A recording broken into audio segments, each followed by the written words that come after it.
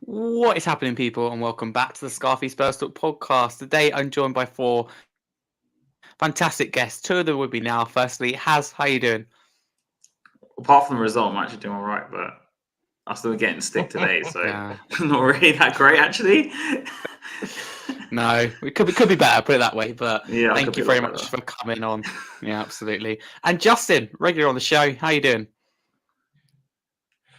Yeah, as I say, I think it is what it is. We're going to dive into it. So, it's just, I'll be honest, I just want the season to end now if it could, because it could only get worse. At least you're honest. Thank you very much again for coming on. With Billie T, absolutely. Billie T joining us later, and hopefully Wynnie as well. If you are listening live on YouTube, don't forget to smash that subscribe button, because I'm going to be totally honest with you here. You know, we have people who watch the content, but not a lot of you subscribe, to be honest with you. And it's the same for people listening on a podcast platform, Spotify, Amazon Music. There's a lot of people who listen, but not a lot of people who follow. So make sure you are doing that, because the channel at this moment in time is not growing, but we still want to get to 2K by the end of the season. But if you are listening live on YouTube as well, get involved in the comments. We do want to hear your opinion. Haz, I'm going to come to you first. Thinking back before the Arsenal game, before the disaster, if you like, your thoughts on the lineup? Because we saw Højbjerg come in, Kulusevski come in, Davis. There's no surprise there. But overall, any surprises in that team? I actually think Højbjerg was a surprise because, and the reason I say this is that he's stuck by Basuma for the best part of 6 months now. I don't even know. I've kind of lost count the amount of times Basuma started when he shouldn't be. And eventually puts in Højbjerg. Whether it coincided the fact that we're playing a derby and he wanted a more senior player in there, where he recognised that Basuma has actually been on form for the past 4 or 5 months. I don't know. I'm not in his head, so I can't answer that. As for Kulusevski, again, was it tactical? Was it because he felt, Kulusevski can hold the ball better and that sort of thing? I don't know. The Davies thing was obviously very predictable because he even told us in his press conference we were going to play him. Did I agree with the lineup? No. I think you know that because on Friday night and the week before that, again, 2 weeks before, against Newcastle, we're calling for us to play 5 at the back in these sorts of games because I think we need it. But I think we'll delve into that a bit later because I'm sure we'll talk about that certain goal. But yeah. We will, but welcome in onto the podcast tonight. Our third guest, just finished on Holly Hotspurs, Billie T. How you doing? Hello. Yeah, very good. Well, depressed but good. We move, right? We move. Yeah, absolutely. And I'll start with you actually, Billy, and ask you the same question. In terms of the lineup before the game, any surprises in there? Also, we knew about Davis, Højbjerg also coming in. Any surprises that you go, I didn't expect that? Yeah, Højbjerg, to be honest. I think it's a big call to drop Basuma. I think it was probably 50-50 where it was going to happen because Basuma's been in pretty dreadful form himself. But personally, I do not want Højbjerg to be starting these big games like this. I think he's been decent off the bench, and that's the way he should stay until he leaves. I don't think he's got enough to start, and I think it was a big call that ended up not being the right one. Okay, fair enough. And Justin as well. Is Højbjerg a surprise to you, or did you expect it? What do you reckon? Oh, have we lost Justin? Yeah, I think we've lost Justin for the meantime. Sorry. He's frozen, but don't worry. I'm sure, a technical issue. I'm sure he's sorted out. He's had a couple already tonight. But Joe, what we will move on. And Billy, I'll come to you first because in the 15th minute, Arsenal sadly did take the lead. Goal from set piece, surprise. Was that the worst possible start from Spurs in terms of the atmosphere? Really electric before the game. Within 15 minutes, we concede. I think so. And it's just like the thing which was depressing about it was so inevitable as well. Like before the game, everyone knew that Arsenal scored the most goals from set pieces. We're terrible at set pieces. And then the first corner they go and score from it. It's like, you can see it coming a mile off. And the thing is, which I found interesting, is I don't even think it was that good a delivery from Saka. I don't think he even really meant to do that. Like, it's pretty poor delivery and should have just been headed away, but 1-1 down straight away. And it just speaks to the last few months. I think every time I'm on the show, we're talking about set pieces and how bad they are. And it's not getting any better. In fact, it seems to be getting worse. So I don't know what we're doing there. I know that we'll go on to talk about that in a bit more detail, but I don't know what's going on with the set pieces. I really don't. No, I do think it is a big issue. And we'll get on to set pieces later. So Haz, I'll come to you. Don't say touch on set pieces too much, but was that the worst possible start for Spurs, conceding in the opening 15 minutes? Surely in a North London derby, you want to get through the first quarter hour of the game. We just didn't do that. I think because the first 15, 20 minutes, I thought it was sort of quote unquote even. Like I felt both teams kind of about the same. We were obviously more attacking, and I think Arteta kind of expected that because I noticed Partey dropped into a 5 in the first 10 minutes, and on their side. And I think the set piece, they're kind of playing for it. I think they wanted to get a corner, and they knew. And I think it was just inevitable once they got the corner, and they were going to score. I hate to say it, it's going to happen. And I think in terms of the conceding the goal itself, I know we're going to touch on the actual set piece set up later, so I'm not going to say anything. But I had a feeling if they scored first, it's going to be a long afternoon for us because they know how to, and we've seen it away at the Etihad, they know how to keep a clean sheet. And they just know how to manage games now. So, and you see an evolution in Arteta and in Arsenal. And I think if they scored first, I just thought it was just going to be a long afternoon. And it was, like you said, it was the worst possible start. It was, and like you want to get through that first period of the game. I mean, it could have been even earlier. I respect that, but you just want to say don't concede. First 15, 20 minutes, and when you do that, you don't give yourself a good chance at staying in the game. So I think that was a very, very frustrating thing. But Haz, I'll stick with you. 27th minute, Arsenal double their lead through Saka on the break. Should we have had a penalty before that for a foul on Kulusevski? Obviously, there's a lot of talk about it now. And there is some divided opinion, but the majority agree that it should have been at least looked at, in more detail. Is it a penalty for you, or does Kulusevski just go over too easily? Okay, I hate talking about penalties nowadays because I think every referee's interpretation comes across to me as different. Yeah, and every person's interpretation on YouTube, on social media, comes across as different. Now, in my opinion, for a penalty, I think it was too soft. But I've always been brought up to say that you made like a big contact on the player for it to be a penalty. That's how I've always been taught that you give a penalty for something like that, right? And to me, it seemed very soft. As for the goal itself, we spoke about Ben Davies against Saka for possibly about 20 times on Friday. So I think it was inevitably going to happen.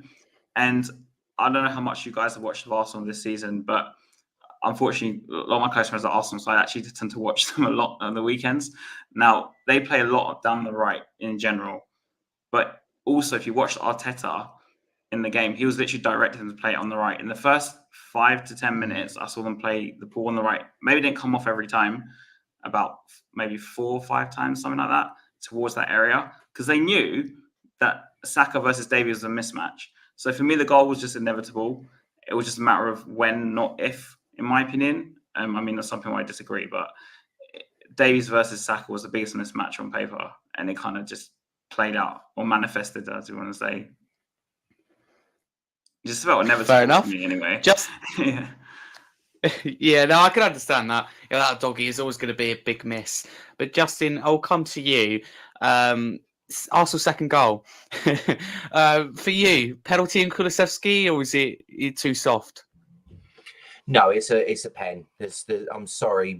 Regardless of what anybody says about the softness of it, if you look at it, he's going past the back of him. Kulusevski is going, he has gone past him, and he's just clipped his leg. Okay, it's unfortunate. We can, it's a difficult one. But if you're turning around and saying that isn't a pen, then how is it a pen for Ben Davies when technically, although different things happened, they were both accidental. Declan Rice did not go out of his way to kick Ben Davies. He tried to kick the ball. Ben Davies got in the way, and he got him. So, not being funny. What did you say, Justin? Sorry, it's quite similar to the Romero one early in the season against Chelsea. The Davies on Rice one. Yeah, but this is the whole point. And when you look at it from that point, you sort of look at it and think, well, how can you turn around? Because it reminds me of the one at Southampton last year, I believe. Was it Sarr or someone who went to kick the ball and then a Southampton player got in the way? Regardless of the nature of it and whether it's soft or things like that, it doesn't matter. There's a letter of the law. If you clip somebody, and to be fair, I think what hasn't helped, and I find it cynical to believe, but the fact that Kulusevski's actually tried to stay on his feet. If you actually look at it, he takes a few steps forward, desperate to stay on his feet, and then goes down. And it's like, you almost think, has that been what has undone him? Would it have been better had he gone down as if he'd been shot? Because part of me sits there and thinks, actually, if he'd have dropped at that point, I think VAR would have looked at it probably differently, because they would have looked at the nature of it. And this is where, not just us, I think football in general is a very tragic situation, when the fact of it being is that, you know, we're encouraging people to dive. As much as we say they, you know, that diving's bad and diving's horrible, but the fact of it being is, I think he'd have got a better chance of getting that penalty if he drops to the floor as if he'd been shot, to be honest. I'm on mute. There you go. I was going to say, I thought that's not my internet playing up again, is it? Blimey, I've had enough joy of that today.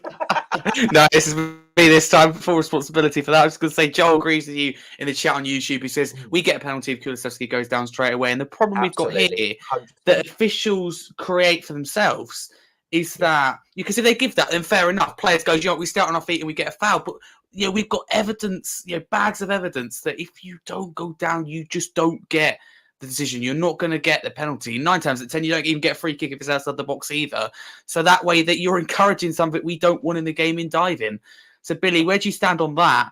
But also, Kulusevski, penalty for you or not quite? Yeah, definite penalty for me. Took him down in the box. Yeah, and I feel like since we've lost Kane was an expert at buying penalties. He sees it all the time. None of our players really do that anymore. I think that's a big reason we don't get as many penalties, because we've lost the sort of the cleverness that Kane has to win a penalties. None of our players sometimes are a bit too honest. They don't, you know, you see all these players, like you see Saka does it all the time, and he did it against Bayern Munich, it didn't work. But these players that try and buy penalties in the box, we don't really have any of them. And it's a sad state of affairs. That's what you have to do to get penalties. But if it works for other teams, man, if you can't beat them, you got to join them, innit? So I just wish some of our players were a bit more clever in the box, because I think sometimes you can be too honest, which is what Kulusevski was. Yeah, absolutely. It's just quite interesting because the YouTube chat's quite split on it. You've got some people saying it's a definite penalty. But you've got people like Thomas Bradley, big up in the chat, who says not a penalty, and fans that clutch at the straw with it. So, yeah, it is really interesting. For me, I could be honest with you, I do think that it's soft, but they've been given, and it's about that consistency.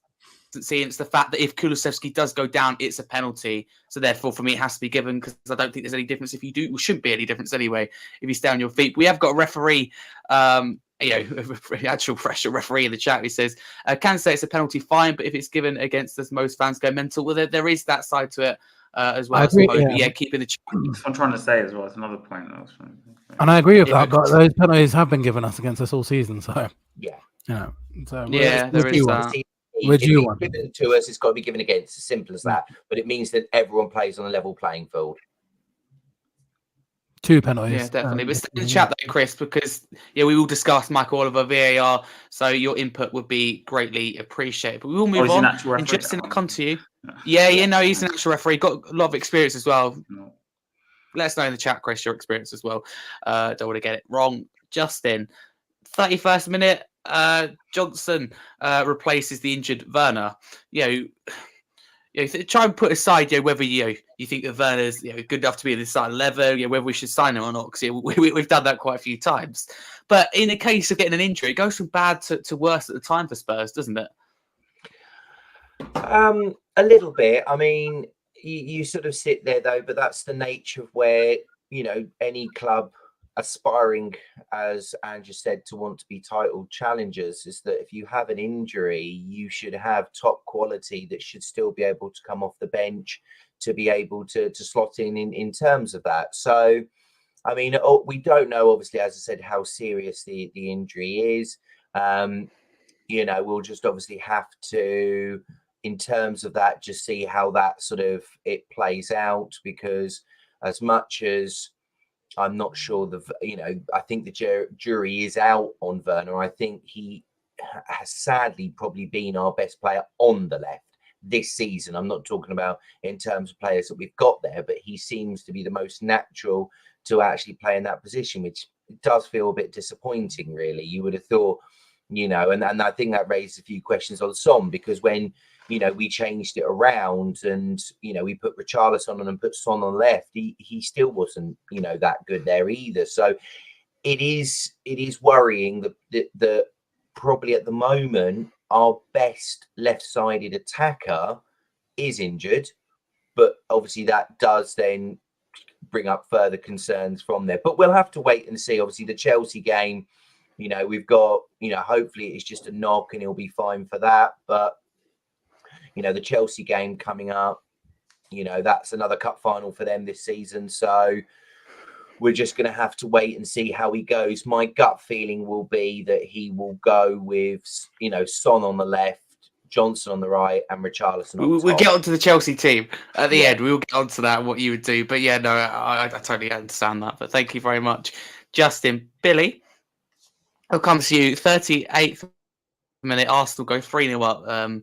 Yeah, we have with a goal, another goal from a set piece. And now I do want to touch on set pieces because it has to be discussed. 2 goals on the day conceded from set piece. Why can't we defend? I mean, I don't expect you to answer the question necessarily, but why can't we defend set pieces? And you know, does the set piece coaching, you know, whoever it may be, Ryan Mason, Mike Jennett, do they need sacking? What are they doing? I think there's a few different reasons. Firstly, the personnel is a big issue. We don't have very many aerial players that are good at winning headers. Van der Ven is a very tall defender, but he doesn't have very good success rate of aerial duels. And we don't really have many good players that head the ball. Like Harry Kane used to be an excellent heading the ball. We've lost that now. And but I think the bigger issue, though, is the zonal marking thing. It's just not working on any level, and it's not been working for months. And there seems to be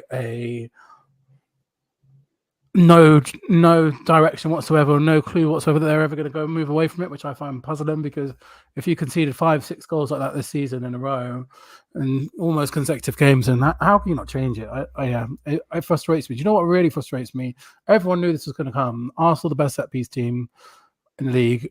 We're one of the worst. We had 2 weeks of training in between this game where Arsenal played 4 games, and there's no progress on it whatsoever. It was as bad as it's ever been. So I don't know what's going on there. I don't know if they need to be sacked, but I mean, in any other line of football coaching, if that was your specific job and it's gone wrong that many times, your job would be on the line. So who knows?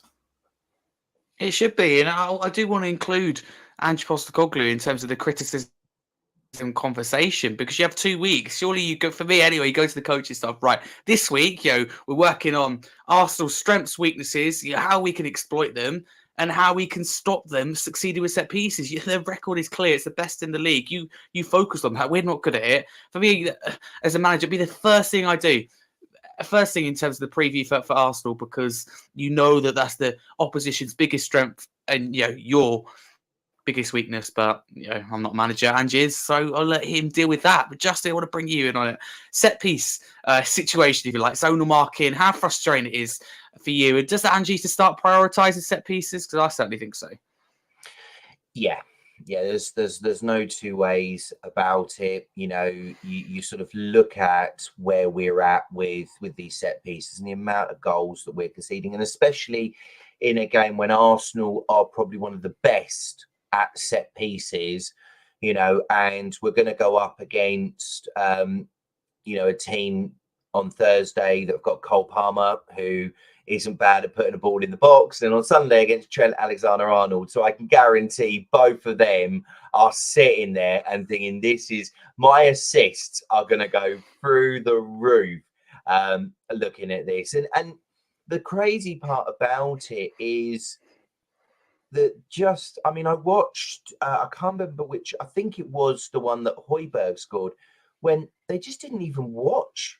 It was like they just had the Arsenal players were behind them and were just almost like, you're not there, so I can't see you, you're not there. And I'm thinking, I'm watching it play out and I'm thinking, surely if you cannot, you have to react to the ball. And one of the things that I've never seen, I've watched football since, you know, the early 90s, okay, and I have never seen anybody be able to do this to a goalkeeper in my life. Ben White not only had as much time with Vicario as anybody has ever had, he was able, and I don't know if anyone saw it, but was able to start doing his goalkeeping straps. And it was like, they just let him get on with it. I thought at one point he was going to try and take him on a date, because the way how close he was getting to him, no one seemed to be interested. It was almost like, yeah, Ben White, Vicario, you deal with it. And Ben White's sole job was purely to disrupt the goalkeeper. No one protected him. Vicario didn't do anything to tell him to get lost. Nobody seemed to really be able. It was almost as if, I've got my job. I think we're too nice, Justin. I think we're too nice. Trying to ignore it. But that's that ultimately. If we're going to turn around and we, going back to the penalty situation and how one goes for one side, why are we not doing the same? Why are we turning around? Why is Vicario going to the ref and saying to him, look, he's doing this with my gloves? Why is he not pushing him away and saying, get out of the area, or properly pushing him away? Or why is not a leader, which is, to be honest, one of the things we seem to lack on the pitch, getting in there and saying to Ben White, op it, I will get right in your face, because we don't, that's the one thing I never thought I would see. I almost thought in a game like that, especially at home, I thought we are going to go out there and we're going to be, almost get in their faces, really be aggressive. And all it seemed to do was we almost played the Arsenal way under Wenger towards the end. Lovely football, pass it around, do nothing with it, concede loads of goals. Thank you very much. Hope everyone was entertained. And sure enough, the prawn sandwich brigade, would have sat there and thought, that was lovely. I was thoroughly entertained. 5 goals, didn't care who won, don't even know who was playing. But the fact of it being is, the hardcore Spurs fans who have been going week in, week out, year in, year out, will have thought for a game like that, there would have been a bit of needle. And we would have, because I remember the game, I think it was under Conte, where it was for top 4.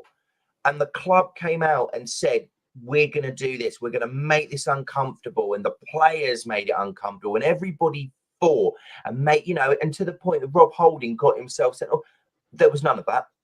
None of that was shown, and it was summed up perfectly by the lack of leadership that should have turned around and dealt with their set pieces a darn sight better than what they did. Yeah, no, I completely agree. I think you're spot on in terms of we were great to watch, but ultimately football's a results-based business. Derbies, like you asked me 3 or 4 years ago, I can't remember how both teams played, but I look at the results and tell you who came out on top and who has the bragging rights. It's as simple as that. Who won the game? Pick up a random one here. Arsenal, they beat us 4-2, I think, under Emery at the Emirates. We could have played absolutely superbly. I'm not going to remember that. We lost 4-2, by 2 goals. That's poor. And, that's not good enough. I'm not going to, we could be excellent. We could have, XG could be through the roof, but it just doesn't matter. It's about results. Well, that's what, I mean, I remember seeing the stats at half time. We had 79% possession. Yeah, we had about 70% possession against Newcastle. And I think I sat there and thought, so we've had over 70% possession in technically 135 minutes of football and conceded 7 goals, right? That is shocking. I don't care what anybody says. That is just not, you're just going to get relegated if you're going to carry on playing like that. There needs to be either an end product, or you need to make these people realise that this Tottenham Hotspur Stadium, it's lovely to look at, but the moment you walk through the doors, it's, it should be like the Bernabeu. It should be like Camp Nou. It should be places like that where you go in there and that cauldron should hit. And it could be. It could be. We could easily make it that. Yeah, but absolutely. They won't, because, as I said, that won't appease all, certain fan bases. Fair enough. And it sounds a silly thing to say before we move on, in terms of we had so much possession. Obviously, we got 2 goals in the end, but I never thought we looked likely, if you like, to score. No. In terms of, I went, how have we not scored there? It was quite good positions, but 9 times out of 10 we turned around and went the other way. I mean, at the end of the day, it took a penalty, for us to get the second goal, for example. First goal was a mistake by David Ray. I know you've got to take them, but for me, we're just not good enough in either boxes, and that's Liverpool's problem at the moment. They can't keep the ball out their own net, and they just aren't clinical enough. I think we're falling into a very similar trap. Talk to me set pieces. Okay. Yeah, How long we got? you How feel long have strong I got? about Ash Postecoglou? Sorry, how long have I got? Few minutes. Go for it. Let's take it back from the front. I made 3 observations during that game. So there was one set piece. I know it's nothing to do with the goal, where we had 3 players standing in. Not all our players. I can't remember what it was, like 7 or 8, standing in a line, and they had all the Arsenal players standing like that side, and they all ran across. And then like our men didn't know who they were picking up, and I'm like, it's like they were ready for a dance off or something. And I'm like, what? Like, who's picking up who? It's not obvious. I don't think the players even know. Another observation I made was Jedinak in the second half, for some reason, came out. I don't know what directions he was giving them because it wasn't very clear at that point. But Jedinak is Ange's man. This is his man, okay? So this is down to him. And Ange's post-match comments pissed me off even more when he goes, "Oh, well, set pieces." He basically implied they weren't important, yeah? And I'm like, we literally conceded 16 goals of set pieces, which is almost a quarter of our goals this year. Yeah. Yeah, I did some maths. And so, like, for me, it's like he doesn't do his homework. It's like, so these things happen. Ange, we're not going to sit there and address it in training but to me, it seems like he's obviously delegated this set piece responsibility to Jedinak and Mason, as we both know. It doesn't seem like to me he gets him that involved in it, which is about how his comments came across to me. As for zonal marking itself, I've never liked it because it ends up being mismatches in terms of players, because you end up saying, "Oh, he's marking this area, he's marking that area." Like, as for the Vicario thing, I think we should have learned our lesson after City. How many chances have we had to learn that lesson, though? I get No, it. City, once happens once, Harry. Like, I'm agreeing. Yeah, I'm agreeing with you. You But stay there and think, "Oh, won't the next team can come out and do the same thing?" So yeah, we sort of did learn our lesson. Game, I get it. It's the first time it's happened. They found it out. But next week, I don't expect it to happen because we know what's going to happen now. But it's week after week after week. I completely agree with you. It's the zonal marking himself. I hate anyway. I've always hated it. But it's like stupid. Then he's to me, it comes across as Ange's like neglecting it, and also because of like for his post-match comments, it seems like he's neglecting it and allocating this responsibility to these Mason and Jedinak.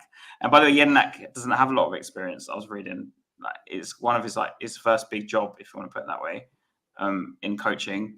I think he coached under 17s or something before. Mason. Corners wasn't exactly his strength, was it? I think it's fair to say. So I don't know what that's about. About. It wasn't his strength. But for me, it's like you have inexperienced people doing the set pieces, Harry, and you have inexperienced staff. A manager inexperienced in the league. It's a recipe for disaster. And the fact that I'm saying he comes across to me as he's neglecting the set pieces. But what I saw with that whole thing, everyone in the line and then all their players coming across, honestly, I thought it was like a schoolboy thing. I was like, what is going on here? Because I didn't know who they were picking up. Put it this way. The players run across and like, I don't know who I'm going to pick up. I'm in this zone. So I'm picking just, it's like, And what I remember in school, Harry, I don't know how it is because obviously you're younger than me now. We used to always match people up based on height. So what they tell us is absolutely we'd have someone there. Maybe JJ touched on this in the sense of like a leader in there saying, "You pick up this person, you pick up that person, you pick up," but we don't have that. So either it comes down to Jedinak organising this the week before and saying, "Look, this player's like to play in this, so we're matching you up with like the same sort of similar height or something," and telling him where to stand on the corners or the free kicks, whatever. But it's just like no one's taking responsibility. Ange to me is just neglecting it. It almost, I hate to say, it almost seems like he doesn't really care. But one thing we can hopefully all agree on is that it doesn't matter how you play. Attacking football, possession-based football, counter-attacking, set pieces still comes down to a very key part of the game. Arsenal went away and improved on that. They had an awful week. It's probably the difference this season to last. But they went away to the worked on it. And that's the big difference. Declan Rice is a huge difference, but I think mainly set pieces. But I'll be fuming. If my school team defended like that, I know they're told to, but in terms of zonal market, but if we defended like that, I'd be ashamed. They'll still be hearing about it now. I would not be happy in terms of that, you're going to give yourself a chance from set pieces, even when you don't play great. For me, they're the basics. I don't think it's good enough. But we will move on because Billie T, I want to come to you. I want to get over and done with the first half. Let's just be very clear here. 3-0 down at half time. What one word, obviously appropriate, would you use to describe that first half within reason? I'll tell you what word I'll use is goodbye, because I left at half time. I left. I left the stadium at half time, 3-0 down. I'm out of there, man. I'm not sitting watching that terrible performance versus Arsenal. I was really angry and I left. And I know we had a bit of fight back in the second half, but I didn't see any of it, so I don't know about that. But yeah, I left. You can't go 3-0 down in the North London derby. You just can't do it. So I think Bill's in the chat as well. You know, it's along the lines of what you're saying in terms of 38 minutes yesterday. That first half, it's unforgivable. Whatever had happened, it would have been proud of that second half. But you can't capitulate like that for North London derby. Okay, people go, "Oh, we're the better team." It's what I got. Luke from Partly Podcast. We were the better team. We should be winning. I said, "What's the score?" He's like, "Well, it's not the point." Well, it is the point because it's about the score. We're 3-0 down, and in a North London derby at home, if we went 3-0 down at Emirates at half time, that's not good enough. But at home, that's even worse. In where you give yourself a good chance, to win. So I think it's unforgivable. Tom uses it again, spot on, unforgivable. I just think it is, and sometimes you have to draw the line, and that is one of those occasions. But Billy there openly admits he left at half time. I did think about it. I'm not going to lie, it's painful. Did you leave at half time? Sorry. Yeah. He did. Honestly, if I didn't have to take, because I went with my dad and my brother, I would have left as well if I was by myself. I went with my dad and my brother, and I left. You still left? Love it. Did they come with you though? No. No, you just walked out. Yeah. Very funny. Justin, what one word again with a reason would you use to describe that first half performance from Spurs? Right. So what is the actual rating on this? What sort of level are we talking about? Because I can think of I tell you what. I can think of a 4-letter word. It's got a C in it. It's got a U in it, and it's got a T in it.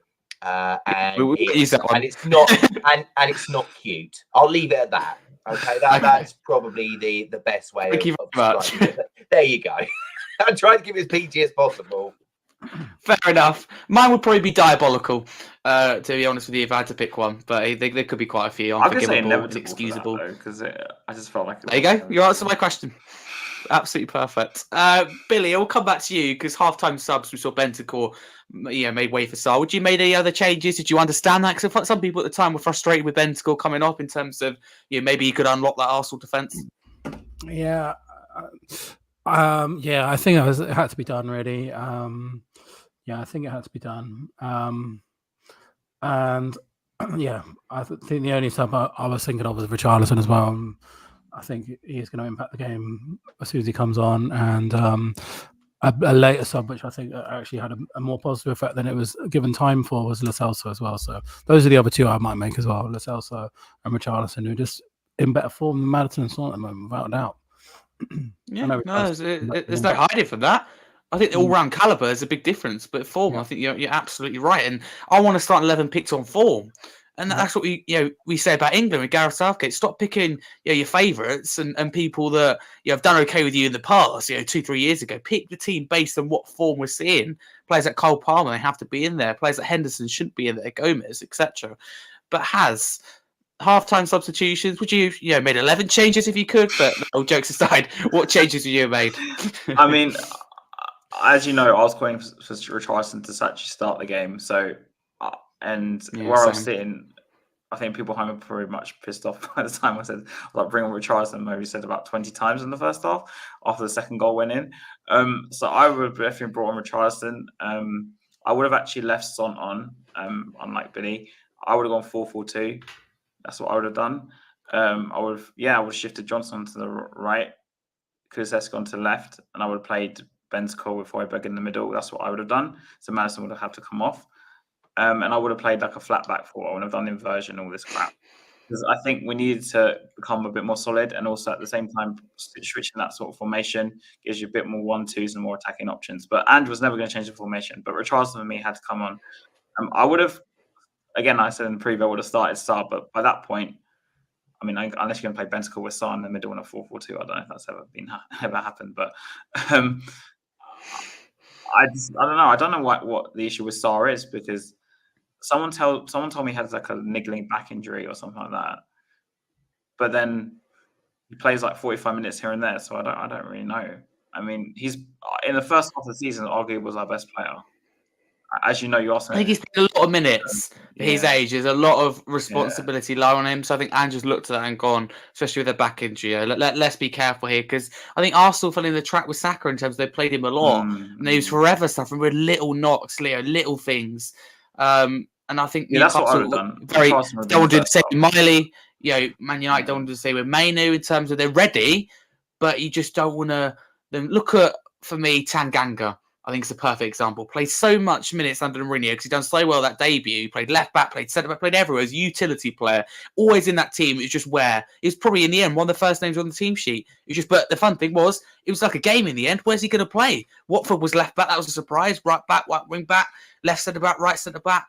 But he played so much better. He got an injury and he hasn't been the same since. We haven't seen. I think his versatility with Tanganga kind of counted against him, because I think we could have easily moulded him into a centre back. That's just my opinion. Yeah, but the point is he played too much minutes and he got the injury from that. I think it's just a lack of options, probably. If Jose would probably say that. Yeah, of course, no, definitely. But in the end, when players came back as well from injury, that he was still there. So you're probably right on site in terms of like his age and his injury, but I don't know. I like him. Yeah, I think in terms of form, he would have been the first sub. He's the best midfielder on form right now. He's the most in form. And he hasn't even been played that much. I think that's saying something. But Billy, 64th minute, we pull a goal back. Obviously, you weren't in the stadium at the time, but you might have watched the highlights. Who knows?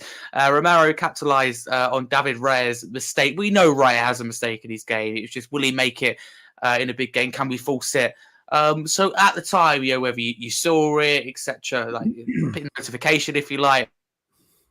Was it for you just nice that we scored and reduced the deficit? Don't make it embarrassing, if you like, or did you generally think at that point, it's the only 64th minute, that we could get back into the game?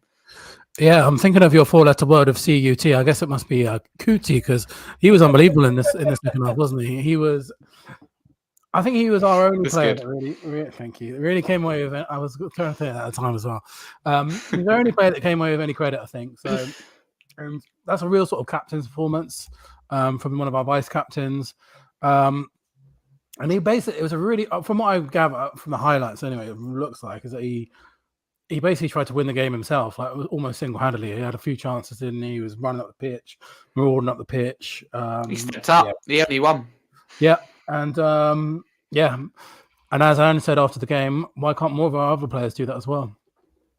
Yeah, he did actually say that, which I didn't expect, but that does say something. Your man's just going, well, aren't players stepping up? That the message for me anyway is loud and clear. But Justin, David Raya, mistake in his game, that. Romero, talk to me, about that goal and your thoughts at the time in terms of, can we get back into it, but also just how good was Romero? You can almost tell how good he was by how bad the rest of the attacking players were, because when Romero is our only real attacking option, and let's not forget he's a centre back, that to me I found deeply concerning, because he seemed to be the only one who was getting in the positions, as we saw with the header. I think they hit, I can't remember if it was the woodwork or the crossbar, hit some form of the woodwork. He had one that he should have scored. Obviously, he was in the position for David Raya's mistake. You're sort of sitting there, and when you listen to that back in your head, you're thinking, but he's a centre-back. Surely Son should be getting in that position. Johnson should be getting into that position. Richarlison should be getting into that position. Maddie, I could go through the whole list, but none of them.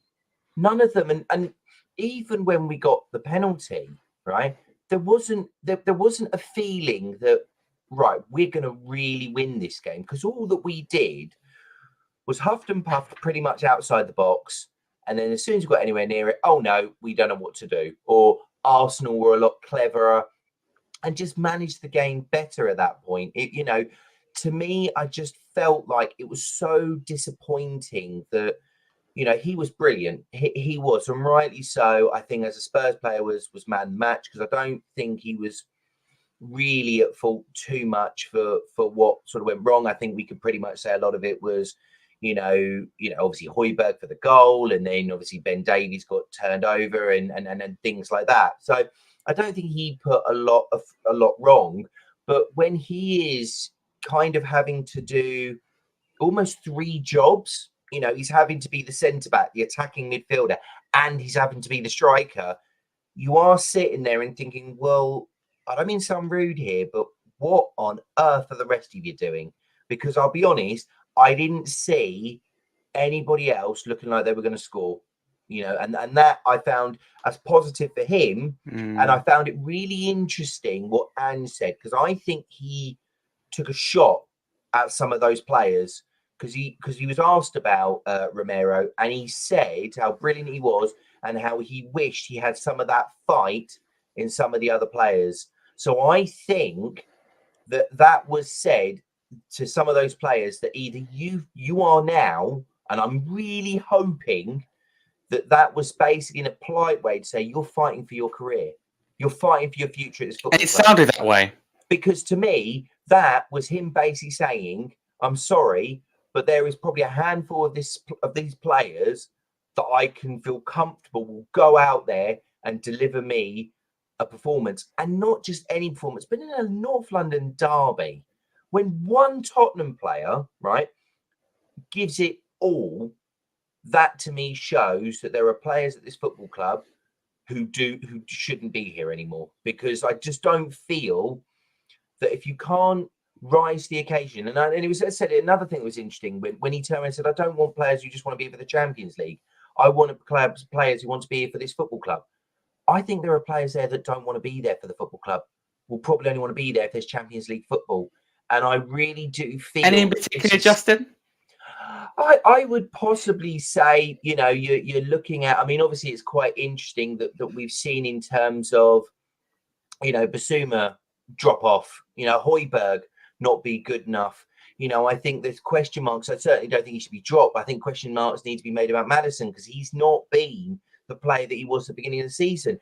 Kulusevski not been good enough. Werner is not the player that and I had this conversation with Hayes yesterday. He is not the player that Ange says he wants his team to get to. Richarlison not been good enough. That's just pretty much the players that started, right? And to me, I just look at that and I think that the only player that I really struggle with, do we add to that category or not, is Son. And the only reason I'm saying is because I don't know what's happened. JJ, I don't he's understand finished, man. He's finished. The guy's done. Well, to me, I look at it, and the bit that I found the most tragic of all of it was when people turn around and say he's not an actual striker, he shouldn't be playing up top and things like that. And I thought, okay, I can understand that. He's mainly aimed at the left. We put him on the left and he was rubbish there. And you're almost looking at it and you're thinking, he has been a legend for the club in terms of what he has done, okay?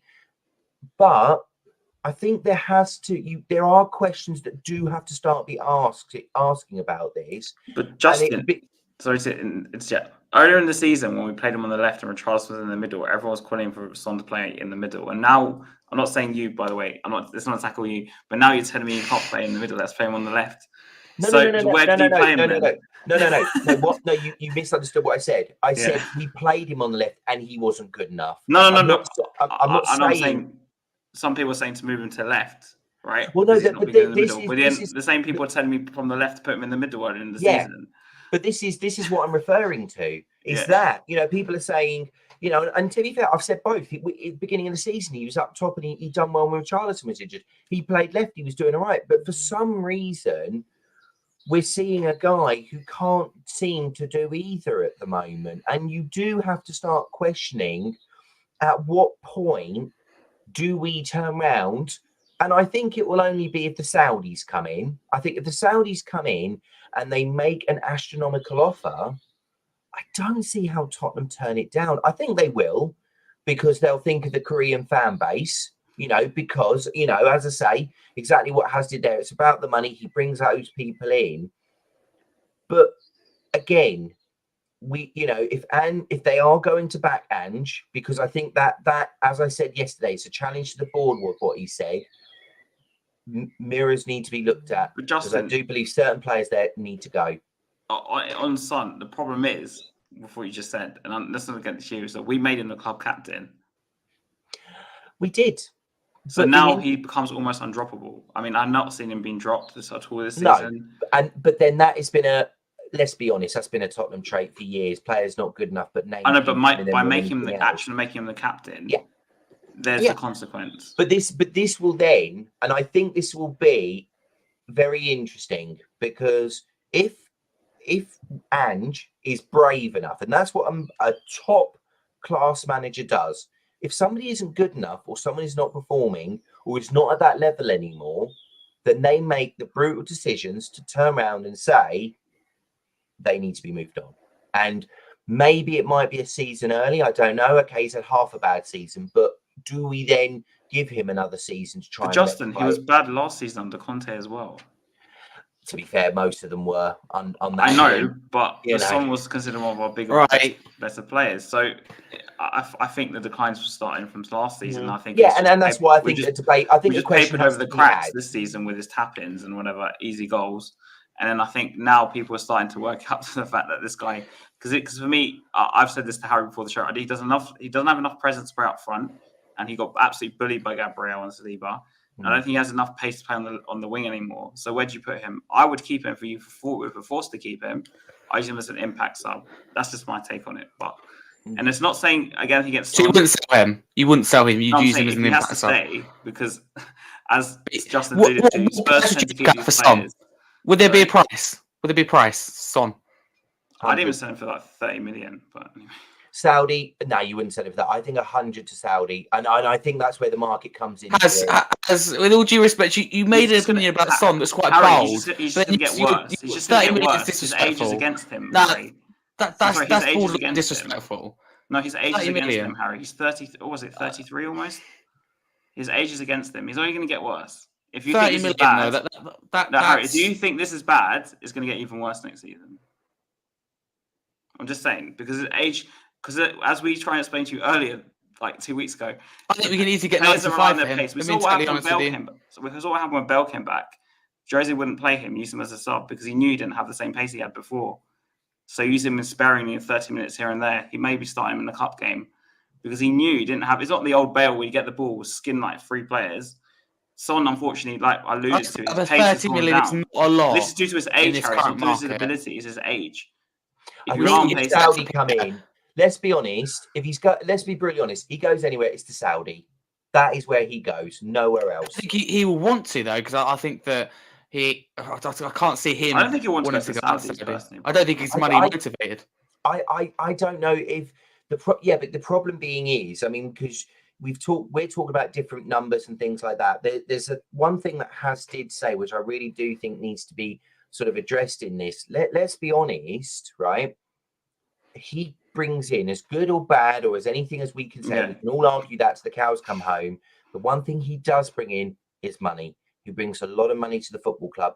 30 million is a drop in the ocean to how much he brings into that football club. So I really don't think, and that is why I say if, and it is a big if, he goes anywhere, it can only be Saudi, because I don't see how Tottenham will sell him and then recoup what they lose. That's me being brutally honest. No, you're right. It's just I was just talking from a footballing standpoint. I'm not involved. But I think that is the only way that the club I'm not leaving. So I'm going to sit there and count. We're going to lose 100 million, and there's going to be less Korean fans in the stadium. I'm just like, he's not good enough. Get rid of him. That's fine. We'll move on. And Billy, I want to come to you. 85th minute, penalty given. The foul was by Declan Rice. Firstly, right decision for you, because it was there's some people put the question out there. For me, I don't think there really is a debate in it. It was scored by Son. When you saw that at that moment in time, 5 minutes ago, stoppage time, did you believe? Yeah, I did believe for a little bit, because it's the kind of thing that we would do is come back in a game like that when we were absolutely shocked in the first half.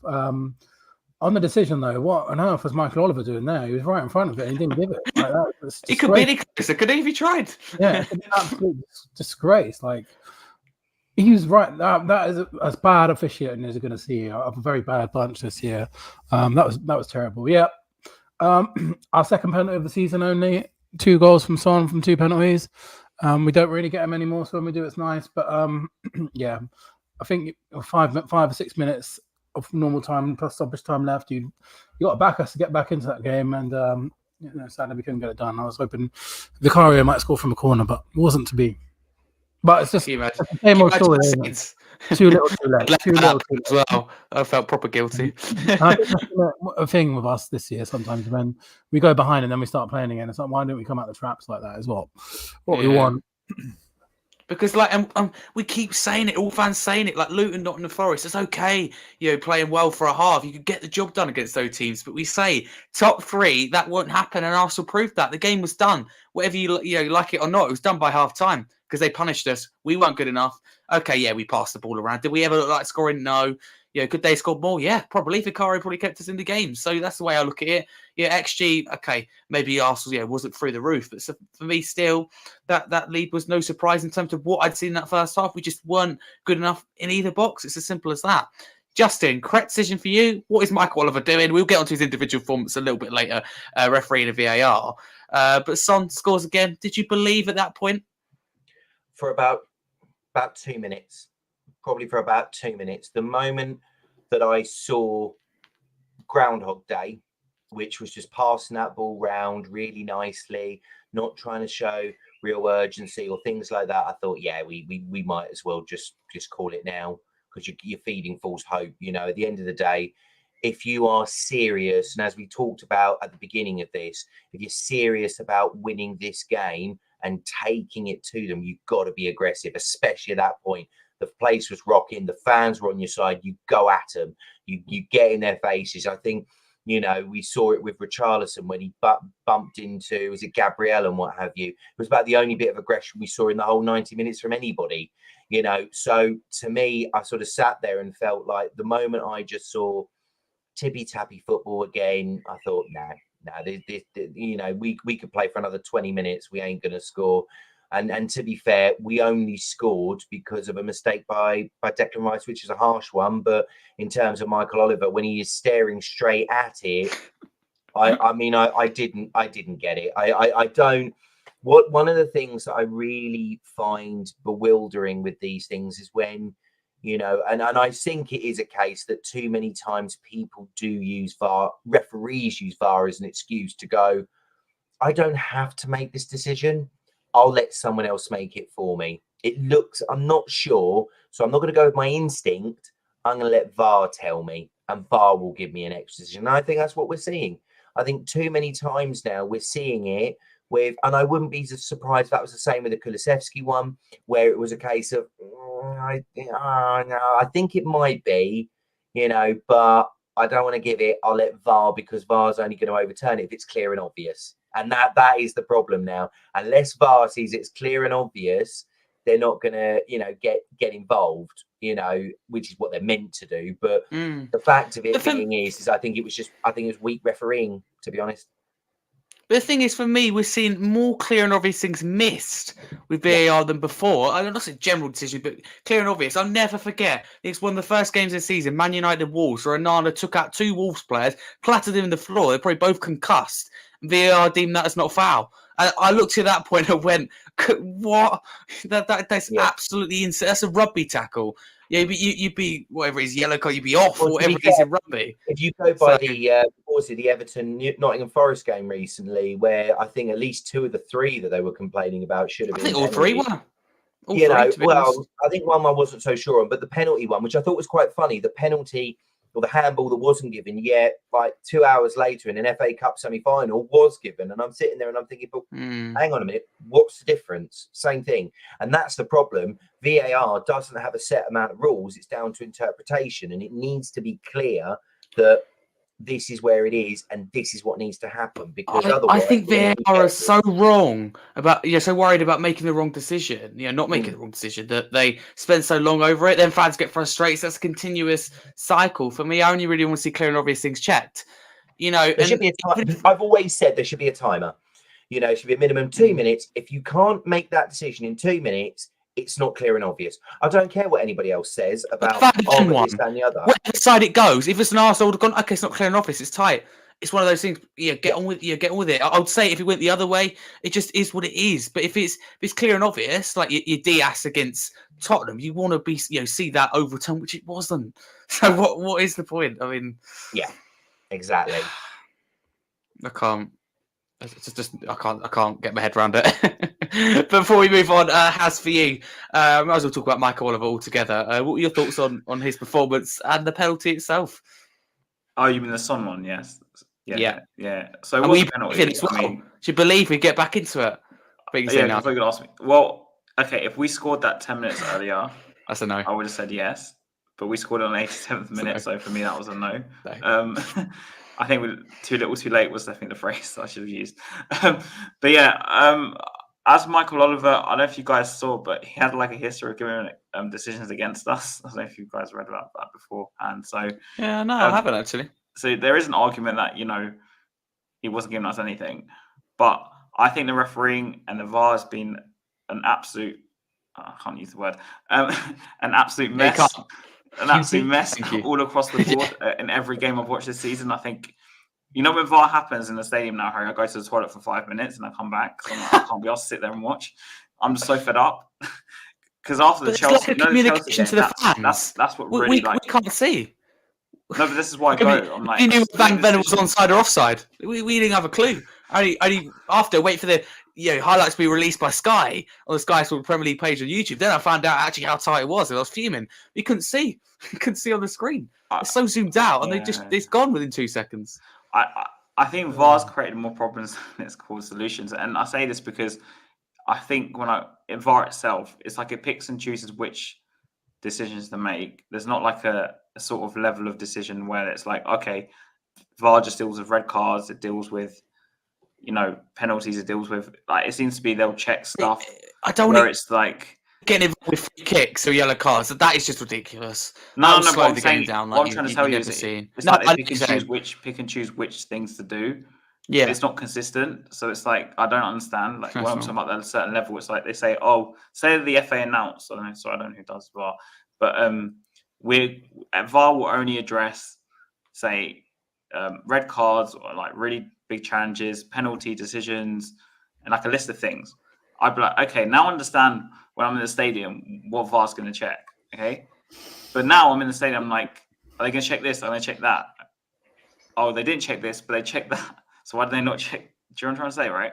And then as for referees, I just said all across the board, it's been absolute shambolic. I think all the games I've watched this season, I'm never confident in watching the game and seeing a referee make a right decision. So yeah, that's what I mean. It's not obvious. Yeah, I was going to say it. To be honest with you, I think referees' instinct 9 times out of 10 are right. And people say, the further you go down the English football pyramid, the worse refereeing you get. Okay, fair enough. There's some I've seen watch games like Derby County when they got promoted. And there was some real shocking ones in terms of the balls that gone out like that. And they say, play on. They proper let a lot go and give little things and that. But generally, talking Premier League referee, and I think, referee, whatever you thought of Michael Oliver with that decision, generally it was okay. There's nothing where I went, what? How hasn't he given that? That's despicable. And I noticed in the first half, in terms of Michael Oliver he was too bad. He was holding off on the cards because he was a derby. That's the impression I got. But you want that. There were a lot of challenges early in the game when I was jumping up and down saying, why are you not booking this guy? And then he wouldn't. And then it got to like what minute they finally booked one of the players? It was like well after ours. He booked 2 of ours first, and then have a quick look. It was like 60 minutes, I think. Bring it up, but he was certainly reluctant with the yellow cards. But you want to see that in derbies, and we know that Thursday there'll be yellow cards left, right, and centre, and you just don't. We'll probably get man sent off on Thursday. Well, I think at the bridge, though. One of the teams will. But what I'm saying is, was 77th minute for Dejan Kulusevski. No. I mean, as in when they carded one of their players. Sorry, not one of. Right, I've just gone out of it. Well done, Haz. Sorry, probably my fault for phrasing it wrong. But I felt like they booked ours first, and then they booked. Well, when 2 of our players got booked first, Kulusevski and Davis. Theirs, didn't they? Then Thomas Partey was the only Arsenal player booked in the 85th minute afterwards. Yeah, so it just. He felt like he was so reluctant to use his cards, and then suddenly out of nowhere he just books like 3 or 4 players. Yeah, fair enough. But yeah, I don't know. I know you're right. It's to the derby. He didn't want to send everyone off because I don't know if you've seen previous North London derbies. Normally, someone gets a red, but I don't know. I'm not confident. I'm not confident that any referee I watch nowadays in the Premier League. So I think they're all awful. I don't know what training they're getting. But we talk about lacking that passion for Spurs. A large amount of it is we can't put a tackle in. because the players know what's coming. Because fans have got to be careful here, because unfortunately, Harry, we've got to players. Football, but we're sitting here going, why can't people be like Romero? And I'm one of them in terms of the fight and the passion, get stuck in, leave players on the floor. But we're the first to moan, again, myself is included in this, Chelsea, when the likes of Romero get sent off, and we're going, big game, you've ruined it. So I think it depends on the official and depends on the moment. I do want to in terms of when you talk about Tottenham being like that, I think we used to have controlled aggression rather than being aggressive. Yeah, and Chelsea wasn't controlled. A doggy lost his head. Romero lost his head. We lost our heads that game. But Romero was tackling yesterday, not being funny. Romero actually spot on. And this comes from someone who's criticised him quite a lot this season. Yes, you have, yeah. Red cards. He's actually calmed down. To be fair to him, I'll give him credit. And I think in the long run, the captaincy has kind of pushed him to be better. Obviously, at the time, I was very angry we got sent off. I bet yesterday he showed. If you could choose, you'd give him the armband, wouldn't you? Well, I'm kind of stuck between him and Bentancur, but that's for another discussion. Okay. But Romero, for me, what's the word? He was the only one who showed sign of controlled aggression, if that's the right word, yesterday. I didn't see him flying into tackles where he knew he was having no chance of getting the ball. Before, he would just fly in and just take out a man and whatever. He should have at the end, though. No yellow card. Pick up a yellow. Well, I know what you're saying. Professional foul or something like that. Yeah, on the back of Havertz or hack Saka down for a yellow. One of them. I have no complaints at the end. Yeah, he's using controlled aggression. That's how it comes off to me now. He's kind of learned his lesson now. So I've been very, very critical of him, even when he has been good this season. But he stepped up to the plate yesterday. There's no two ways about it. He's been very good since he's got the armband. But Billy, I'll come to you because before we move on to Chelsea, because it did end 3-2 Arsenal. Thoughts on the overall performance from Spurs? Really bad in the first half, showed a little bit of fight, a little bit of character from some individuals in that second half. Overall, did we deserve more? Yeah, I think we did deserve a draw on the face of it, but these set pieces are killing us. They're absolutely killing us, and you can't. If you're conceding goals at every set piece, you're going to have to score 2, 3, 4 goals to even get into the game. So, yeah, I think on the level of play, we probably were the better team overall. We just conceded 2 set pieces, pretty silly goal. Had one chalked off, which possibly should have stood. Penalty shout. So, yeah, I think there's definitely enough in that game for us to get a draw. And ultimately, we're not doing the basics. We're not keeping the ball out of our own net. We're not defending set pieces, and we're struggling to take chances. We're not blowing teams away, and it still took him a mistake and a penalty. Okay, we got the 2 goals, but they're not really coming at this moment in time from open play. And it's like Forest, we had to huff and puff, Luton, huff and puff, come from behind. It's a real struggle, and that is a bit worrying. But Justin, did we deserve more from the game for you?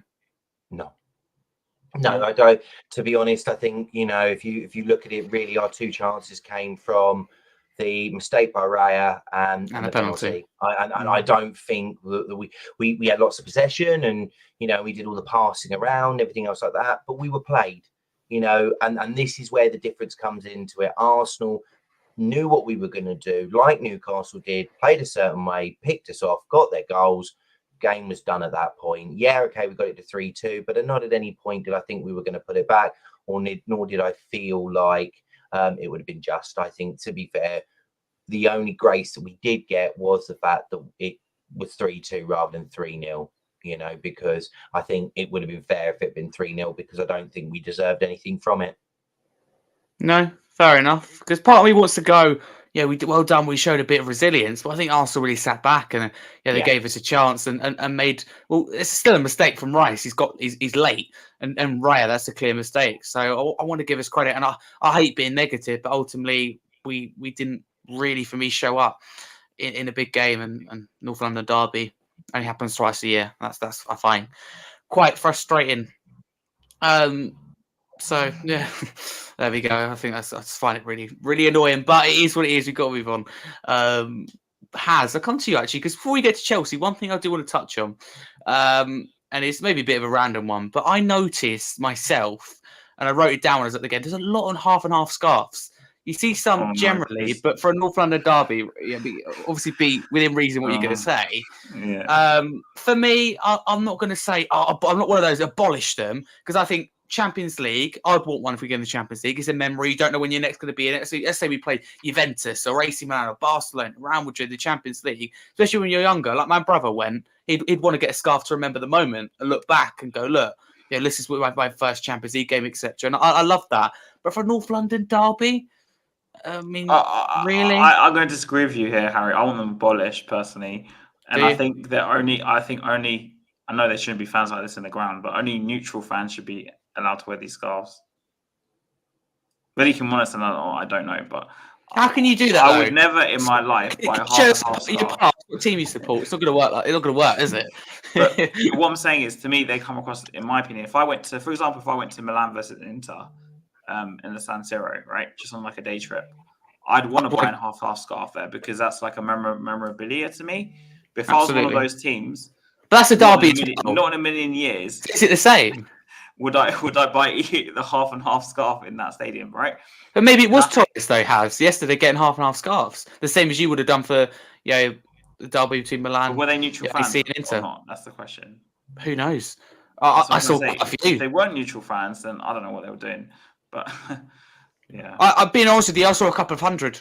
I wasn't even looking. That's the annoying thing. In the end, I did. I hate them completely. I'd rather they didn't exist at all, personally. But if anyone is listening live on YouTube or after, who wears a half and half scarf, very interested to hear from you. Why, do you see a problem with people overreacting? Because I don't necessarily think it's wrong in general. I find it surprising the amount that I saw, and I didn't expect it. I don't think you're stupid necessarily if you wear one. I just didn't see it. Where were you, Harry? Sorry, where did you see it? Was it in your stand or was it outside the stadium? I just saw it coming into the stadium to queuing up behind me, in front of me, to the left, to the right. Yeah, absolutely. And then where I sit, I was eating food, and because Barnington's agreeing with me. I want them abolished. I don't like them at all. Yeah, but just look down. Very old school.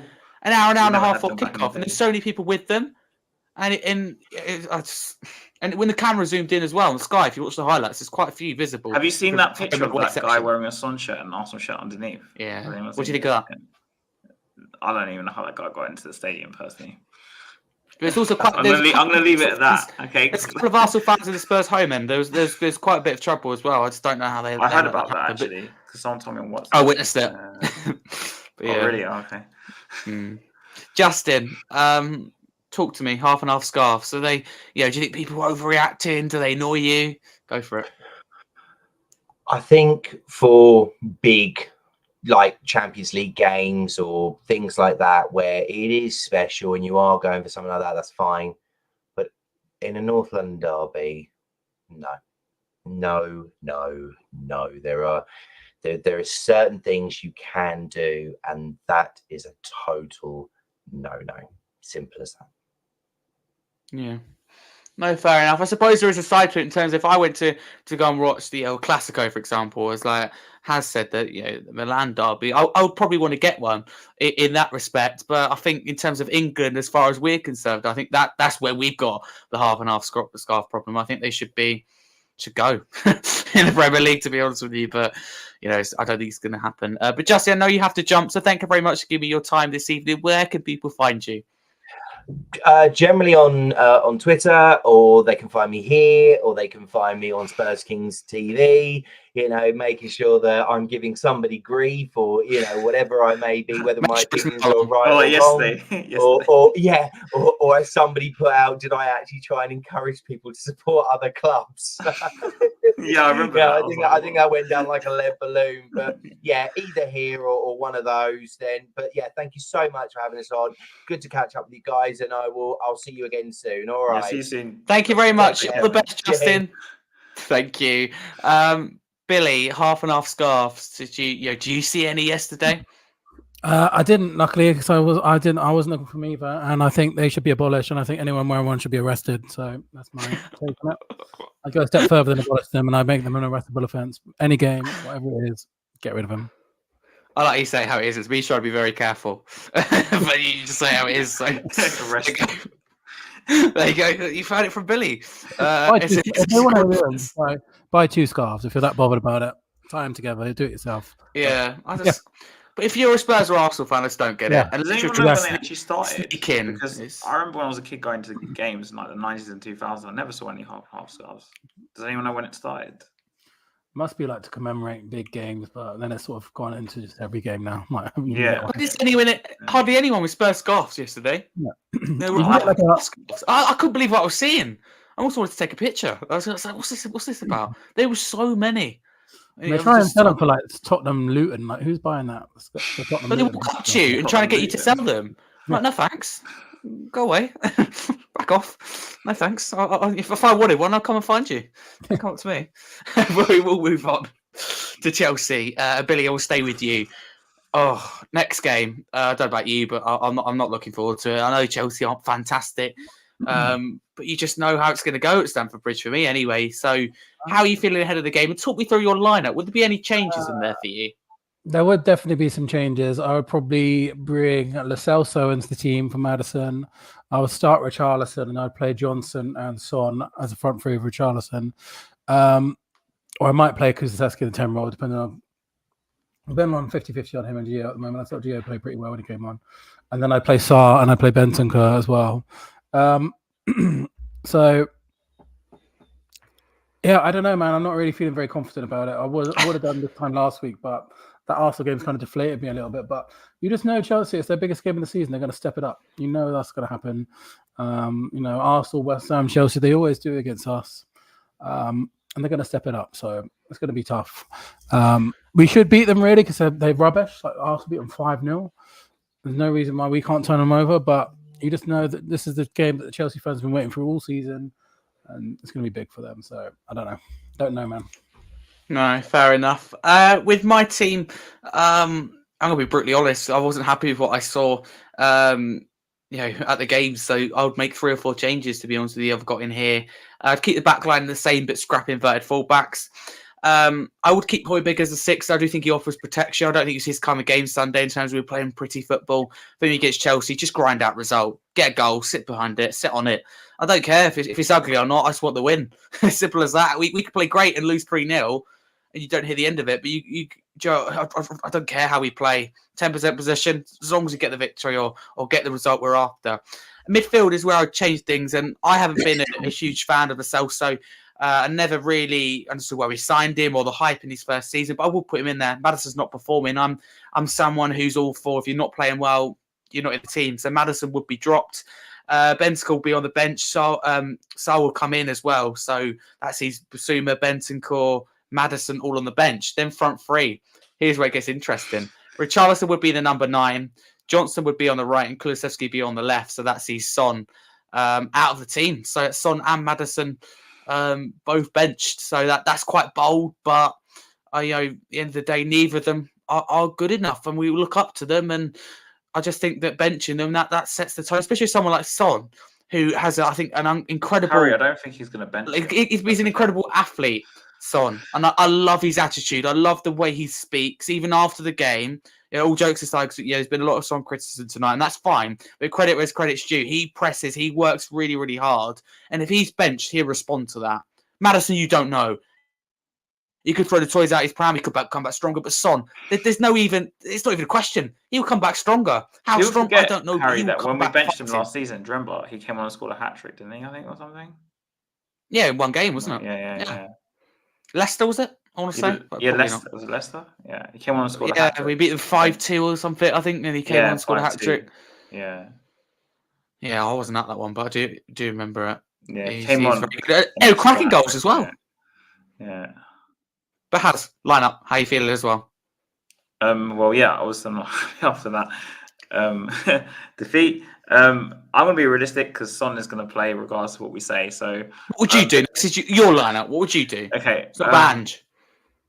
If I was Ange, you being Ange, or what you would do. Okay, all right. It's about you. Don't worry what Ange will do. I think we have a massive problem at left back, and you're going to be surprised at my selection. I'm playing Vicario, Emerson left back. Oh, say Vicario at left back. Emerson left back. Obviously, Van der Ven and Romero and Porro, because let's face it, that's what's going to be. And then, my midfield is Højbjerg, Sarr, and Bentancur. I'm playing those 3. And I'm playing Lo Celso off the left, and Richarlison up front, and Johnson on the right. That's how I would play. Celso on the left. Yeah. Would you track back? I think the reason I'm saying that is because he's left-footed, and I think you can put in a few crosses for Richarlison. Do you know what? I've had more crazy things from TJ this week. Place our left back, Everson in midfield. I'd rather seen Saar left back than Davies. I think he would have a better chance. Come on. I'm sorry, he would have a better chance than Davies. You having a laugh? I love Saar, but v Saka, you having a laugh? Yeah, I think a better chance than Davies. Playing left back is crazy enough. Davies, because at least he has pace. I don't agree. I think if Davies doesn't invert, I trust him to deal with Saka. No, I think he stands him up. We've had the same problem, Harry. I think Saka's great, very, very important player, but Davies has the experience. You stand him up. But it's a massive mismatch. When Davies was back, do you notice when Davies was back behind Saka, Saka didn't really do anything. It's when Saka was in front of Davies and Davies was chasing that it looked like Saka was always going to win or level. Unless Davies is behind, unless you're playing the back four, I'm saying the only way this would work is you play back four. Let's see a back four. Not two centre backs and them higher than the wingers. I'm saying not go past the halfway line. I agree with you. Yeah. But then they won't do that because you want to invert them all the time. Well, this is what you do. Well, can you imagine you and TJ as a manager? I want to play 5 at the back against Arsenal, but yeah. Anyway. Yeah, you did say I told you I'm playing Kulusevski left wing back and I'm going to play Porro right wing back. Speechless. That was my thing. We'll move on. I've had more crazy things this week because Saar left back for me is at the top, but you agree with it, so there we go. I'm not saying I agree. I'm saying it's a better option than Davies left back personally. I don't think so. I'd rather have Saar 1-on-1 with Saka. I think people disrespect Davies. I think he's really good. More to his pace, Harry, rather than do his abilities. More to his pace. I wouldn't even consider selling him unless a crazy offer come in, which is not. I wouldn't sell him. I'd keep him as a utility player. I think he's really good. I would. Chelsea done it with Aspilicueta, and they won trophies. I think it's a very similar thing in terms of experience. No, Aspilicueta's a better player, I think. But yeah, not massively. Never stood out, did he? Did you ever see him get a player of the match? I didn't. No, he's been brilliant for Chelsea. Just got the job done. There we go. Get behind Davis. Big moment. Predicted score. Billy, I'll come to you first. Are we going to start off on a good note? 2-2, I think. I think it'll be 2-2, which wouldn't be too bad a result. No, I'll absolutely take that. Yeah, I think if we want to get fourth, we have to win it, but I wouldn't. A 2-2 result at the Bridge will be all right. If Chelsea won against Villa, then it sounds silly, but a point did make a difference and momentum. But I think Villa, that means that an extra point will be huge. It will come down to a point or two. I do think they get top 4. We know you're not going to predict us to win. Probably predict us to lose. What's your prediction? Going on to what you just said about the Villa game, I think Chelsea have a bit of momentum going into this as well as the fact they're at home. I don't know if you guys know, I'm sure Billy knows, our record at the Bridge isn't great. They've got the Poch factor as well. I think it's going to be 2-0 Chelsea.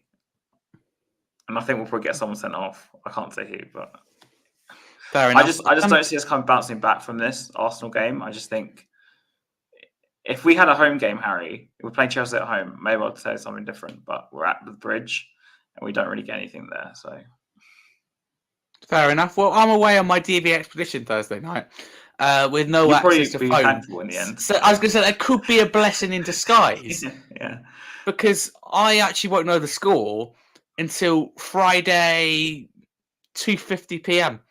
So I get my phone back and can actually check. So I could be the afternoon after. Do you mean the afternoon after? Yeah. After, on the Friday. You'll save yourself a lot of stress as well, probably. I feel like I'm massively out of touch because usually I'm there 30 seconds after it's finished and then match reaction's out. So there we go. It could be a good thing, could be a bad thing, but I'd definitely be watching back on Match of the Day unless we get humble. I can't see it's being battered, but it's whether Chelsea win or well. I don't want to say that because I nearly said it against Newcastle. Predicted score. I hate to say we're going to lose. I just don't like it. Yeah, 2-1 Chelsea. I think it'd be tight. I think Chelsea would be very good. It could have won by more. I think it'd be frustrating. It's like 3 losses in a row.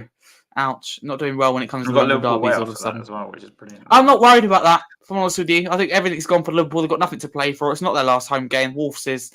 So out of that, I feel more confident going to Anfield, which is something I never thought I'd say.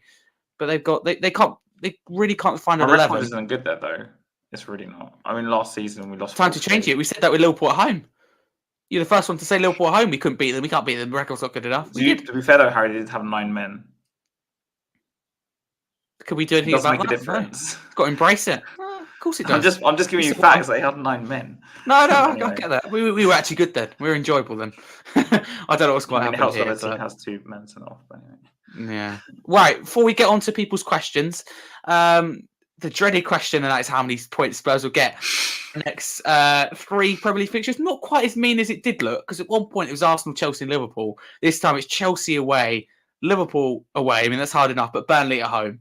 So that does sound a little bit better, I think. So, Billy, from those 3 games, realistically, how many points are we getting? 5. 2 draws and a win. Yeah. Oh, lovely. Win against Burnley, I assume? Yeah. Liverpool is not the game it was a couple of months ago, is it? They're falling all over the shop. So I think we can get a draw there now. Fair enough. I'm waiting for Haz to say 2 or 3. Haz, your turn. 3 points. It could be 3 draws, though. You know.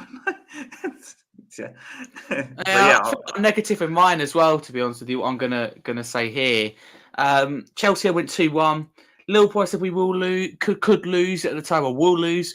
But I think they'll win it. Burnley, we should win. So that's 3 points. If we don't beat Burnley, then I don't even know what to say anymore. Well, Man United can beat Burnley. I mean, that's not saying much, is it, really? Let's just hope we lose Man United on the 14th. Yeah, where do you stand with that? Yeah, I want to ask you both. Firstly, I want to lose City. You want care. to lose? You're one of them that you're more worried about Arsenal than us. Yes, because if they win the league, Harry, I won't be able to sleep at night. No, I think it'd be unbearable. But do you know where I live, Harry? Like when Arsenal go and play a game, everyone walks on the street with Arsenal shirts. I live in Southgate, it's near Cockfosters, and Cockfosters Station is all of Arsenal shirts. My area will be hell, and I work in bloody Islington, which is near the Arsenal Stadium. So my life will literally be over. So if Arsenal win the league, give over. When they were beating us, Harry, my phone was literally pinging like mad. Like I'm not joking. So imagine what it'd be like if they won the league. Yeah, I don't think it'd be great, but I've given it, so I suppose you need to take it as well. You know, I think that they've been very good, and if they don't win it, then they'd be a massive if they win the league, Harry, they deserve it. I'm not saying they don't. I'm just don't want it to happen. City haven't been great. They just found results. They've got results. We need to give them the result on the 14th. That's what champions do. It'll be so Spurs to win that, though. I can see us winning it 1 or 2-0. I can see it. I can please picture it. don't. Please. Different style of football. We're bound to concede, surely. You forget they beat us in the cup 1-0. No, I did forget because I was there. No, because I'm saying you're talking like we're going to beat them. Like, yeah, it's easy. No. I mean, it would be a Spursy thing to do. I think we'll lose the game. I know what you're saying. No, I know what you're saying. I'm just saying. It wouldn't be surprising, would it? You know, draw to Sheffield United away, relegate Sheffield United on the last day, beat City, lose to Liverpool, Chelsea. I can see it. But a quick FPL update. Sean Holder's first in our league. Rob Perry second. Will Savage up to third. Tom Carr falls to fourth. Mick Race up to fifth. Sixth is Mark Sweeney. Seventh, Luca Banya. Eighth, Liam.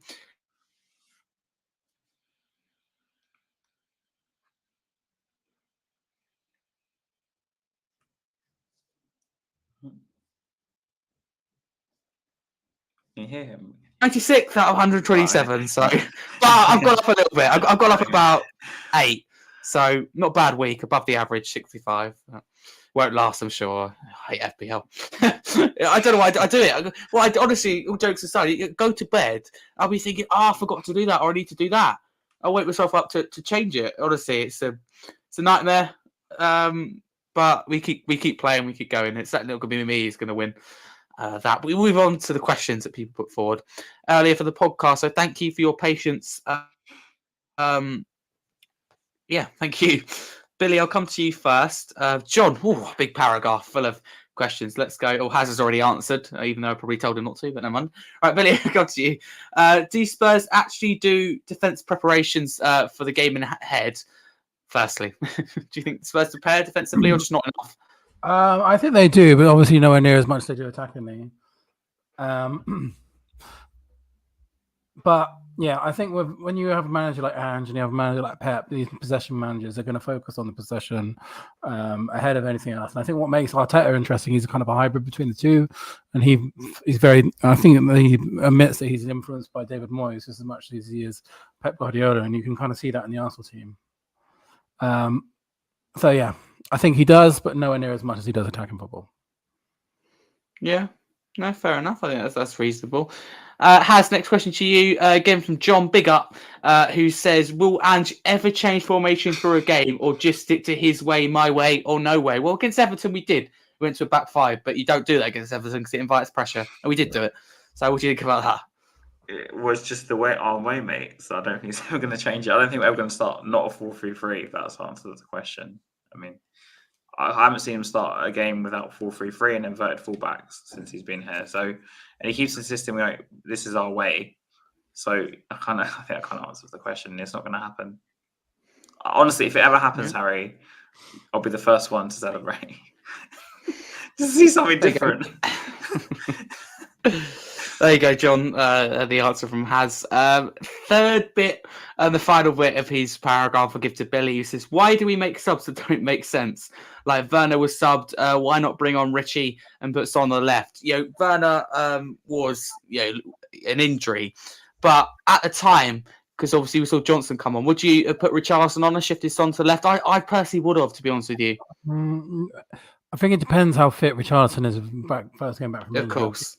I think because it was early in the first half, Andrew just wanted to do like for like. So I can kind of see Ange on this one. And I think a lot of if you think about to the last halftime substitution that Ange has been making recently, they've been pretty effective. So I think it's a bit of a mixed bag sometimes with Ange's substitutions, but I don't think he gets it wrong all the time. He gets it right a lot too. Fair enough. And I stick with you, Billy. Barney says, "Would you say the lack of clean sheets for Spurs is concerning?"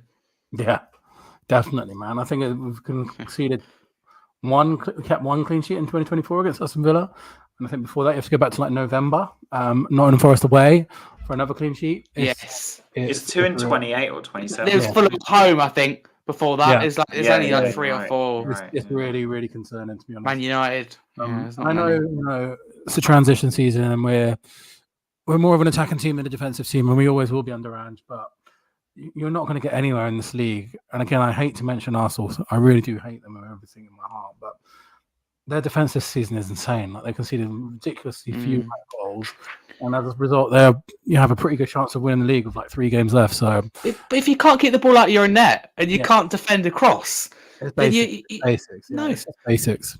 But the way I look at it, Billy, is we haven't got an out-and-out proper, say no disrespect to Richarlison, we haven't got a Harry Kane type striker. Yeah. So there, for me, you think, okay, your goals will come amongst the team. We're not going to score 3 or 4 every game. So what can we do? And I'm not asking Ange to sit back because that's not what he believes in. That's absolutely fine.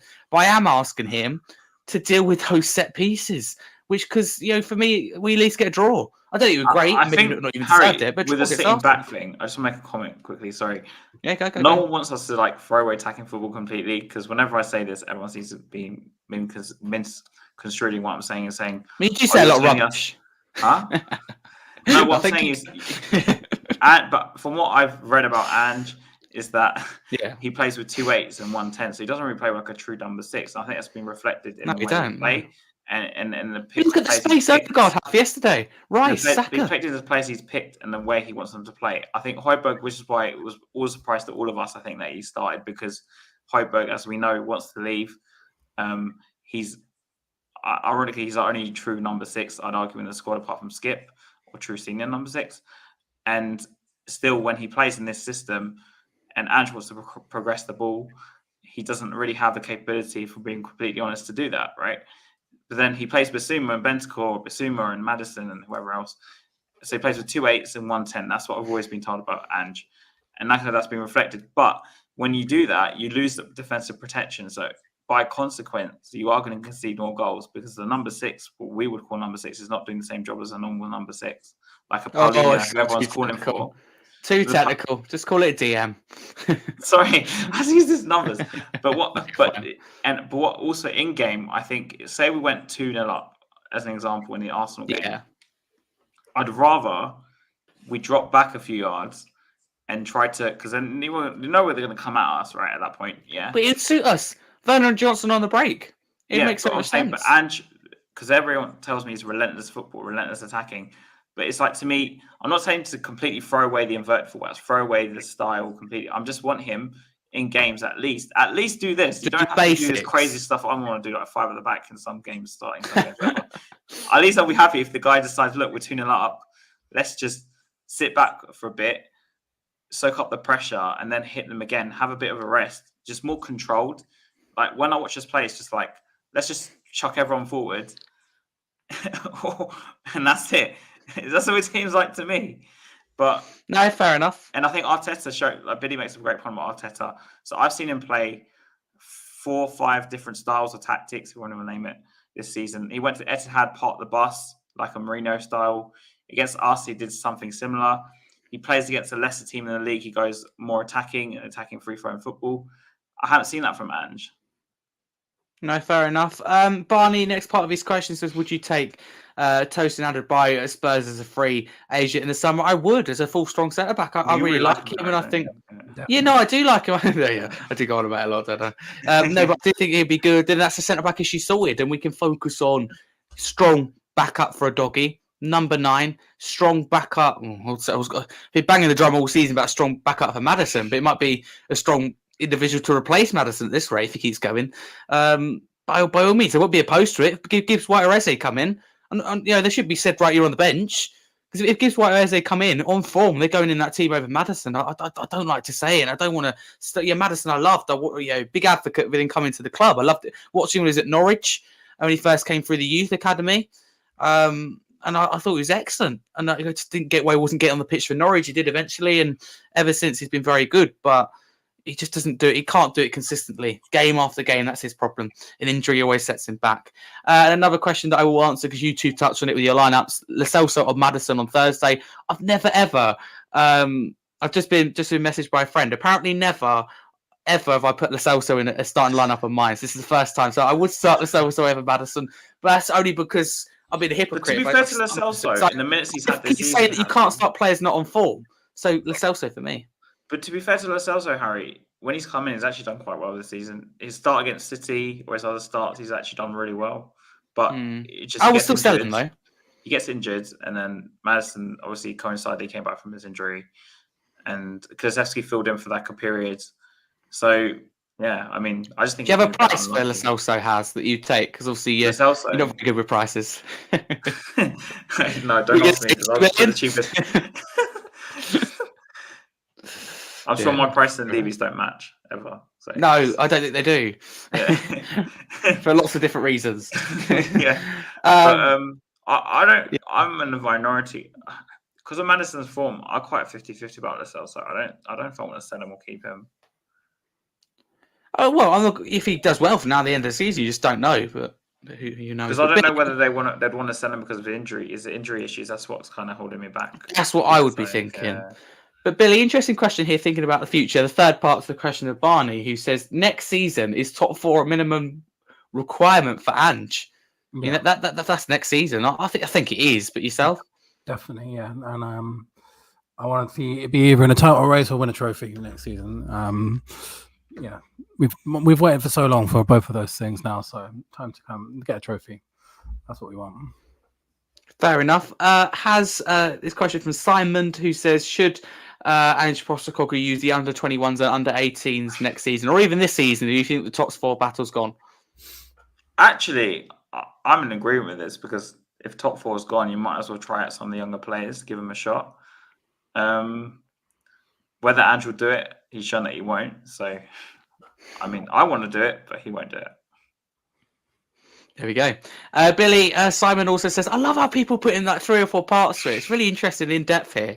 And totally unrelated as well. You got here, what impact will Lucas Bergervall have on us next season? Hopefully a big impact, because every time I watch him play in the Swedish league, it looks insane. So I think it'll be a good depth option. He probably won't feature loads next season, I'm guessing, because he's only 18. But who knows, man? I think he looks a really exciting player. He looks class. He's very, very young. So I'm not sure if next season's going to be the one, but he's going to be a big player for us without a doubt. Yeah, absolutely. A very good signing. Glad he's ours.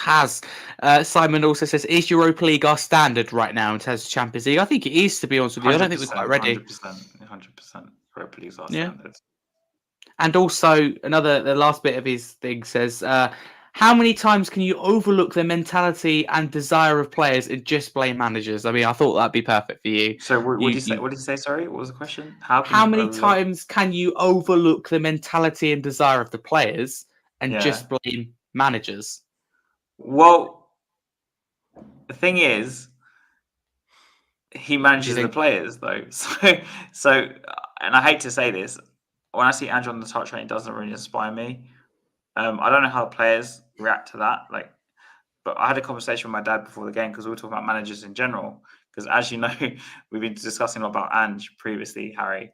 So we're talking about Emery, we're talking about Pep, we're talking about Arteta, and just watching and talking about the top managers in the world and seeing how they behave on the touchline and comparing them to Ange.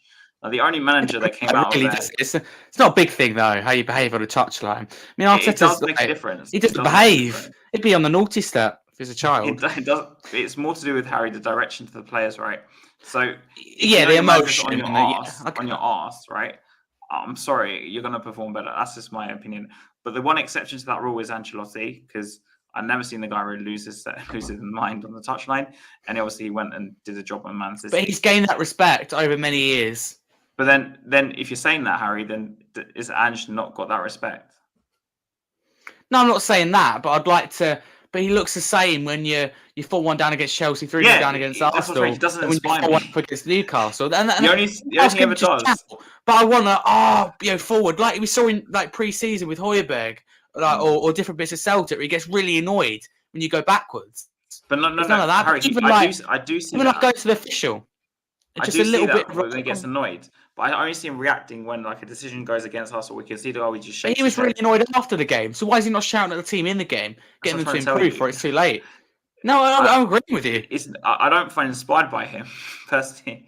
He doesn't inspire me. And I'm not saying the players are not responsible for any of what happened on Sunday, because a lot that team's still good enough to go out and do better, to be honest. But I think he's responsible regardless of tactics. Yeah, he's responsible because he picked the team, he set up the tactics, but also the players didn't deliver. So for me, they didn't respond to him. That's what I'm trying to say as well. They didn't seem to respond to because they didn't have anything to respond to. We didn't come out the second half up and firing, really, did we? We took 64th minute before we. That's what I'm trying to say. Scored from mistake. I'm so fortunate, Harry. Also, this season, and I've been saying this for weeks, right? Probably months. When I watch us play, we seem too relaxed. Okay. And I think that's reflective of the manager, because our manager, to me, if we have someone like Pep, you look at Pep and his players. When you say too relaxed, though, what do you mean? Because when you panic, you make mistakes. We get the ball. Romero does. I know we're talking praise about Romero. He gets the ball, and he's one of the biggest culprits of this. He holds on to the ball, looks around. Oh, can I pass this? But it's very relaxed. It's hard to explain. It's the body language thing. Maybe she watched us very close. I don't know. But to me, we come across as a very relaxed team. And I'm not saying I want us to be frantic.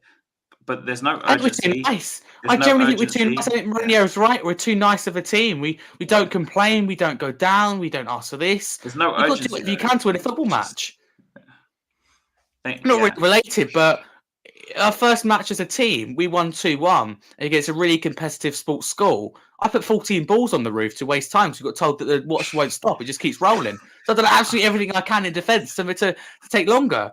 No, Jose would be proud of this if you did that. Probably wasted 5.5 minutes doing that, but we won.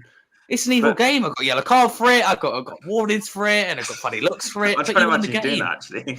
Now he's kicking the balls over. I'm no nonsense either. I don't do any of the passing out from the back as well. It's absolutely. That's another thing I don't like. You should see the garden. How many balls on the roof or on the fence? They're all gone. The first goal we conceded, Harry, was our own fault. Not just because of the set piece, but also because of the pass around the back. Easy could have lumped it out, but instead they're trying to pass around. And I don't remember who it was intercepted from Arsenal. He hits it. It hits one of our players, goes for a corner. We're architects of our own downfall. Fair enough. Billy, get this question to you from Alpha. He says 3 players you signed in the summer: defence, midfield, and attack. Go for it. Tosin in defence, because I don't think we just need a 4th defender. It doesn't particularly need to be a starter. Midfielder, I would probably go for Onana, Everton, and attacker would be Eze. No, sorry. Attacker would be Nico Williams and Eze as well. I'll go for 2 attackers. Just put in there. He's just 4 players. Yeah, love it. For me, it would be Tosin in defence. Midfielder would be. Sound would be clever here. In the market, there's not loads of 6s. Yeah, midfielder would Paulinho. But I don't think it's realistic. No, I don't think so. But Yao Paulinho for 6, and attacker would be Gibbs White as that 10 for me. Because I can't, attacker doesn't really. I mean, I know we need a number 9, but there's no one I know who has you disagree, but really stands out to me that I think is realistic. Isak, will Newcastle look to sell? Yeah, because if you ask me this question, I'll give you 3 players, and it'll be like 70 million plus probably. Go on then. Go on, you answer the question. Go for it. Isak, Braithwaite, and probably Paulinho. That's probably the 3 I'd get if you told me those 3. I've heard worse, but Braithwaite's not going to come. They're all Premier League 80-90 million. Well, so. But Gibbs White's a good shout if Forest go down, I think. If Luton go down, then Alfie Doherty, I quite like on the left-hand side as a backup for a doggy. I think he's criminally underrated. But yeah, Billy, I'll give the next question to you for Gary, big up, and his son Zane as well, who say, has this team and Ange taken us so far as we can go? If over half our league games we have conceded 2+ goals, he says you aren't winning anything with those stats. So it's quite bold to say that, has it taken us as far as we can go? I personally don't agree, but can you understand where he's coming from? Yeah, I can understand to be concerned, but I think it's next season is the one. Like, this is our transition season. Ange will be learning a lot from it, hopefully. If the same stats are happening next season, then I'll be very, very concerned, and it will probably end very badly for Ange. But, if you look at this in the context of the first season, Arteta finished 8th twice. Klopp finished outside the top 4 in his first season. I think he finished 8th as well. Even Guardiola only managed to finish 4th in his first season. So we're about where we probably should be, maybe slightly ahead of schedule. But next season is going to be the one where we have to judge, I think, on those numbers. No, fair enough. And Parker says in the chat on YouTube that Doggy doesn't need backup in his competition. So does every player, absolutely. That's what I say. Gibbs White or Eze with Maddison. And Doherty, I think, provides healthy competition. I think, got Robinson, but I think Doherty with Luton, he goes underrated just because, not saying Luton struggle, because they've done better than people thought, where they are in the table in terms of he's not going to be always on the score, on the score sheet. But he defends really well, and he would suit the system. He would be absolutely be able to invert. He's very good going forward. Defensively, maybe, but you could say, Doggy and Porro. I don't think they're good defensively necessarily, but they suit the system because they could go forward. And that would be Alfie Doherty for me. Question for you, Jay. We have kind of touched on it, but I know you love to talk summer transfer window and then be disappointed when it doesn't happen. So Jay says, who are our best summer targets to strengthen our weakest positions, considering what Levy will want and his spending habits? Yeah, we know me and Levy don't match your spending habits. So if we're talking number 10, because obviously we spent half this podcast talking about how Maddison's not playing well, with the is injury prone, because Zeski's kind of half and half. Your boy Gibbs White is probably attainable, I'd say, in that position. Also with the whole Johnson thing, I think it could be like a good combination for Johnson as well. Maybe get more out of him. I don't know. Like, I haven't seen before I spent that much. I think that's realistic. Defense. Number 9 for you. You're one of the fans that, myself included, we go on about number 9, but really, is there anyone? Isak's going to cost you like 80 to 90 million pounds. Do you see Levy now 80 to 90 million pounds? Tony, I won't want. Tony won't come. Not gonna happen. I think he's going to go to Arsenal. That's why. But if you offered me Ivan Tony, I'd say no because of the attitude. A great player, but I wouldn't want him anywhere near. Again, there's not very many number 9s. I know Vlahovic. A lot of people say Vlahovic, but I'm not that hot on him. No, not really. I think there's a lot of hype and not a lot of. Is it Jimenez at Feyenoord? Who's the other guy? Xerxes. I can't remember his name. But these are all and Horan. Brian Daigle told me what's his name. Why would you go to Tottenham at this moment in time? And I want to put my Spurs bias aside, but you see good scenes at St James's Park. I don't know why. The thing with him though, he's having a wage reduction. Sorry, so they didn't make the Champions League. If he's available though, he'll go to Arsenal or someone better than us. Like, it's just. I think go Man United. Yeah. But why would you go to Man United though? It's the same question as why. But you look at like the 25% ownership, etc. So Jim Radcliffe, and that maybe they can turn a corner if Ten Hag goes. I think United are a mess. I think they're even more of a mess than us, and that's coming from me. I don't even know what's going on at United with Ten Hag. I'm going to answer the next question from Alfie. He says, what 3 players would you sell? Not obvious, such as Davis, Tanganga, etc. And I wouldn't sell Davis, so there you go. Maybe our opinion of obvious is different, but fair enough. Tanganga, yes. Sessegnon, some would say would be obvious. Gil, Lo Celso. There'd be a few players like that. Skip, full means a lot of English players are shifting. That's why I'm saying bring Gibbs White in, Eze, Alfie Doherty, Tosin Adebayo. They're all English players to kind of even it out, if you like.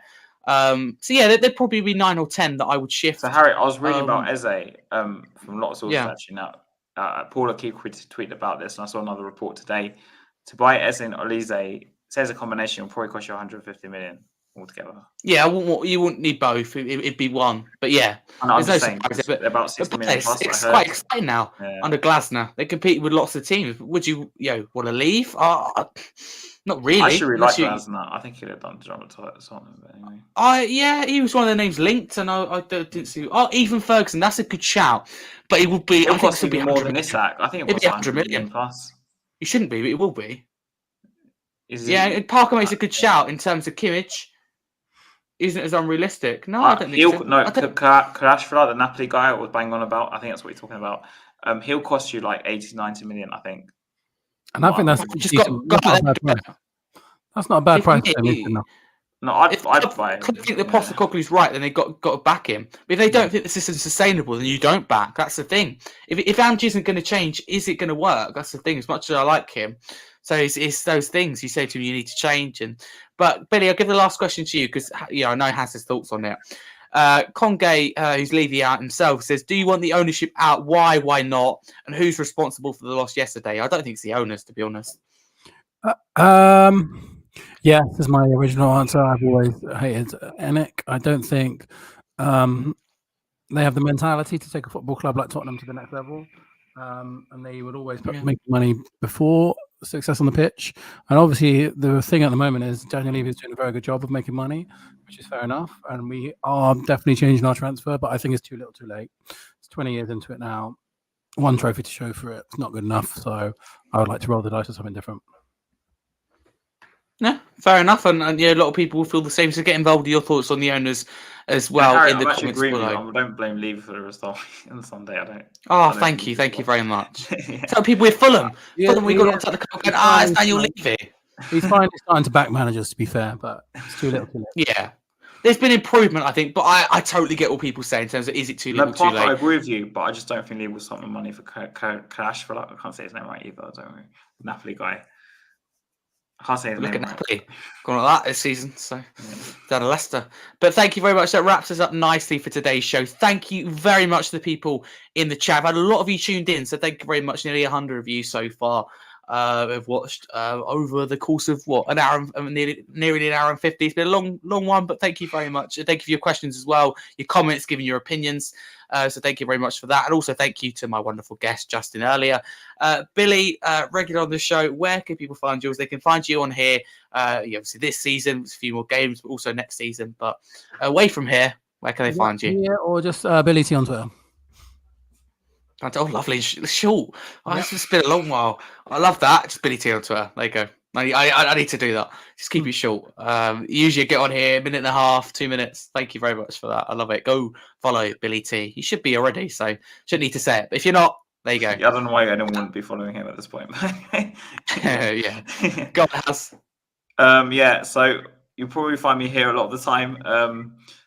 My next stream is probably Wednesday, 6 o'clock on Spurs Kings TV. So if you're not subscribed to Spurs Kings TV, please go subscribe to there. Chelsea preview 6 o'clock. Also, I host other shows on that channel. I have my own channel, Hasper TV, and you can follow me on Twitter at Hasper92. So they're all pretty similar names. And you find the streams kind of on Spurs Kings TV. They stream on both channels. So yeah, find me there. And normally it's with Harry, especially on the Friday, because we see each other in 4 days anyway. So do we go on for sometimes 3.5 hours arguing? About the same things every week. Yeah. So we go around in a circle. We get the summer debate and the ownership, and it just doesn't go anywhere from there. And TJ goes off on one. Stagnating water. Yeah, exactly. Yeah. But there we go. Thank you very much, everyone. If you're new to the channel, don't forget to smash that subscribe button. Not enough of you subscribing. I can't stress that enough. A lot of you watch, a lot of you support, so thank you very much for that. But in terms of subscribers, it's been the same place the last month or two. Very, very, very, it's like stagnated, if you like, very still. So if you can subscribe, that'll be massively appreciated. It is free to do so. It takes literally 4.5 seconds, and it couldn't be easier to do. Smash the like button, helps more people do it. But get involved in the comments below because we're a channel that cares about what you have to say. If you are listening on a podcast platform, Apple Music, Amazon Music, Spotify, drop us a follow, 5-star review, pause the episode, head over to YouTube, search Scarfy Spurs and smash that subscribe button and come back for next week's show. So we're always interested to hear your thoughts. But for now, come on, you Spurs. Let's hope that we respond, because next time it'll be the show, it'll be Chelsea, Liverpool, 6 points. Surely not.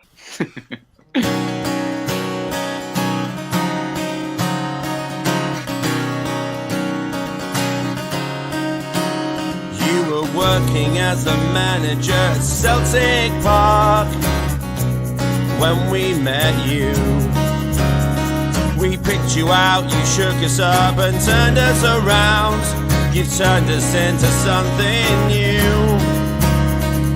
Ange Postecoglou, you know that we believe it when you say you're gonna change it. Ange Postecoglou, we're the mighty Tottenham and nobody's gonna stop them. Oh, we look so fine in blue and lily white.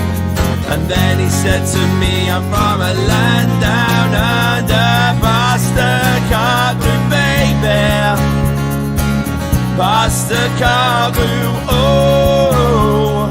Postecoglou, baby. Postecoglou, oh. Postecoglou, baby.